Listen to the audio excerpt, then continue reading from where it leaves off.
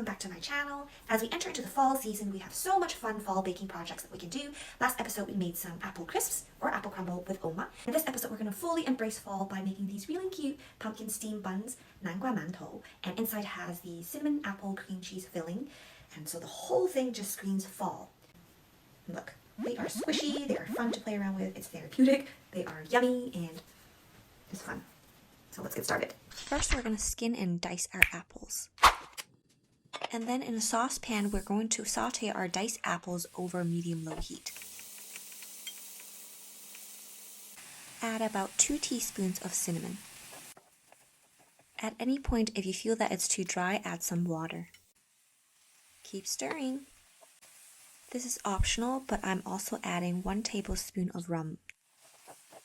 Then add 1 tablespoon of sugar to help with the caramelization.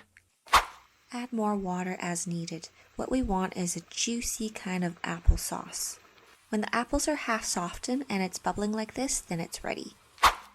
Then we're going to add our cream cheese and our applesauce in the mixer. By the way, using cold cream cheese is fine. The heat from the applesauce will soften it. And you can easily do this by hand, but I'm just going to use a mixer. And then we're going to add about 1 tablespoon of maple syrup. Then mix well. Store the cream cheese mixture in the same cream cheese container or any container. Then I'm going to store it in the freezer while I work on the dough. Or you can do this a day ahead of time and store it in the fridge and work on the dough on the following day. Now I'm going to activate the yeast. You don't have to do this if you're living in a warm country, but I live in Canada, so it's quite cold. So what I'm going to do is we're going to sprinkle some sugar over the yeast and then add some lukewarm water to it. Then I'm going to sprinkle some more sugar over it and then mix it. Currently it's about 11 degrees here, so this will help speed up the process. In a mixer, I'm adding 1 cup of cake flour and 1 cup of bread flour. This mixture yields the same protein content as all-purpose flour, so you can totally do this with just all-purpose flour. However, this is a Japanese method where when you combine the different kinds of flour together, it will yield a different texture. So in this case, it will yield a very soft and chewy kind of bread. Now we're going to add our pumpkin puree into it. This recipe calls for 1 part pumpkin puree to 2 parts of flour. However, depending on the humidity of your area, it will be different. So I recommend you adding bit by bit so you can judge it by the feeling. Then we're going to add about 2 teaspoons of sugar and then our yeast. Then using our dough hook, we're going to mix it and knead it. Give it a couple minutes until it's fully incorporated before you decide if you want to add more pumpkin puree. I normally like my bread to be a little bit more moist, so this is what we're looking for. Now mind you, this is the wetness we want in steam buns, but with baked buns we want it to be even more moist. First off, you see the dough, it's not sticking to the mixing bowl, but it's actually quite sticky, so I'm going to coat my hands with some oil. And if you don't coat your hands with oil or flour, this is what will happen. As you can see, it is a little sticky. It's sticking all over my hands.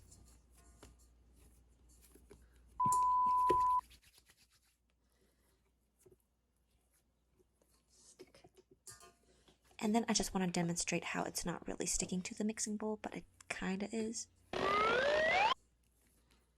So pretty. Clearly, I'm very happy with my dough here. It's elastic, it's soft, and it's smooth. It's a little sticky. Yes, it is a little sticky, but this is what we're looking for. Now we have to knead it with our hands to make it more smooth and more elastic. We want our bread to be chewy. That's how I like my buns. So what I'm doing here, I'm using my left hand to turn the dough, and using my right hand, I'm stretching it upward and then pulling it back to the center. Do it about 40 to 50 times. The more you knead it, the smoother it will get, and it will be chewier as well. So if you don't mind putting more effort into it, then you will have a yummier bun. Now we're going to pull all the sides toward the bottom and shape it into a ball.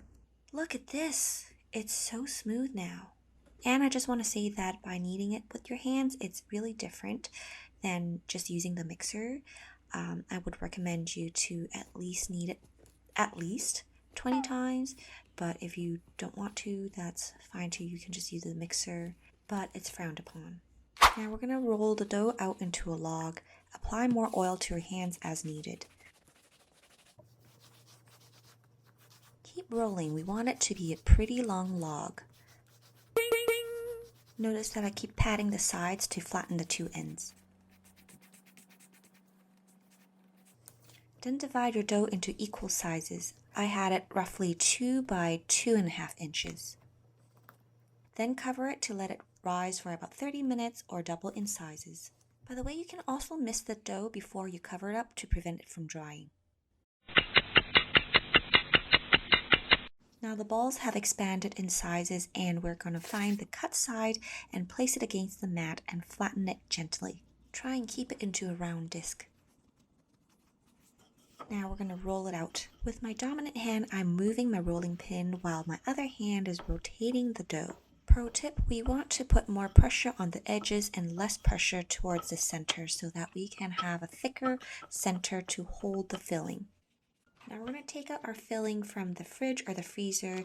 Now that it's a little hardened, it's easier to work around with. Add your filling to the center of your dough and we're going to close it up. Place your thumb on top of the wrapper and the index finger on the outside, so the wrapper is in between the two fingers. Then use your index finger to fold and pinch the edges against your thumb. My other thumb is also placed inside of the wrapper, and the rest of the fingers are used to feed the wrapper to those pinching fingers, and you rotate the bun as you go until the top is enclosed. Make sure that it's completely enclosed so that the filling's not going to spill out when we steam it.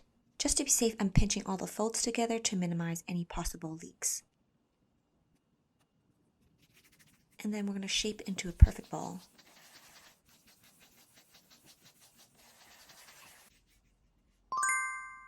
So I just want to demonstrate it one more time. You place the wrapper in between the thumb and your index finger, and you pinch and fold, and the other hand, you're feeding and rotating, And then you close it up, and then you pinch. Round 2. And if that was too hard for you, you can close it up this way. So you basically just fold the two sides together and bunch it up and pinch it all together, and then shape it into a ball. With this method, the bottom would be a little bit thicker, but that's all right. It's not the end of the world. Using a string, gently create 6 to 8 equal cross sections of the ball. When done, use a pair of scissors to cut off the excess string. Then brush off any excess flour. Place a piece of parchment paper under each ball. So we'll set everything up to prepare to steam our buns, but we'll first have to do our second rise in the pot, and we'll wait about 10 minutes. Now over low heat, we're going to steam our buns for about 5 minutes. 5 minutes later. Then we're going to turn it up to medium-high heat and wait for about 11 minutes. 11 minutes later. Now we're going to turn off the heat, but it's not quite ready because we have to wait 5 minutes before we open the lid to prevent the buns from shrinking. A few minutes later. And this is just a quick recap.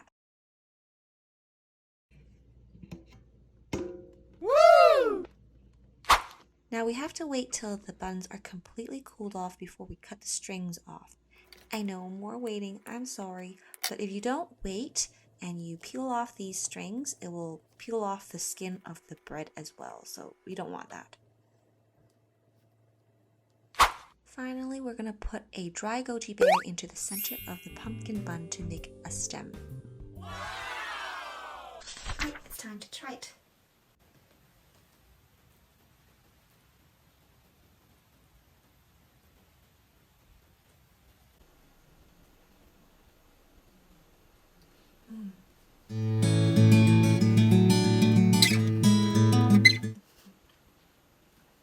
The bun is perfect. It's soft thanks to the cake flour, and it's also chewy because of the bread flour, which is how I like my bread. And the inside, the cream cheese has a little tang to it, combined with like the sweetness of the apple. It's just a perfect combo. And then there's a cinnamon spice that really brings up the autumn flavor. So it's delicious. Give it a try.